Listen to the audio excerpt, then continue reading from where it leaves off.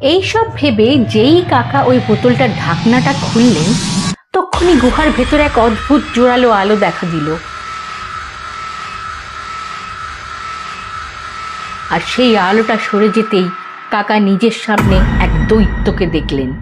দৈত্যটাকে দেখে কাকা ঘাবড়ে গিয়ে বললেন, আরে তুই কে, আর এখানেই বাইলি কি করে? হা হা হা হা, আমার নাম শাকাল। আমি 900 বছর পুরনো এক দৈত্য। এক জাদুকর নিজের জাদু দিয়ে আমায় এই বোতলে বন্ধ করে রেখেছিল। আমি কয়েকশো বছর ক্ষুধার্ত তৃষ্ণার্ত বন্দি ছিলাম, কিন্তু কি সৌভাগ্য আমার, তোর জন্যই আজ আমি মুক্তি পেলাম। আর এবার তোকে খেয়ে আমার খিদে শান্ত করব। হা হা হা হা। ধরমবীর কাকা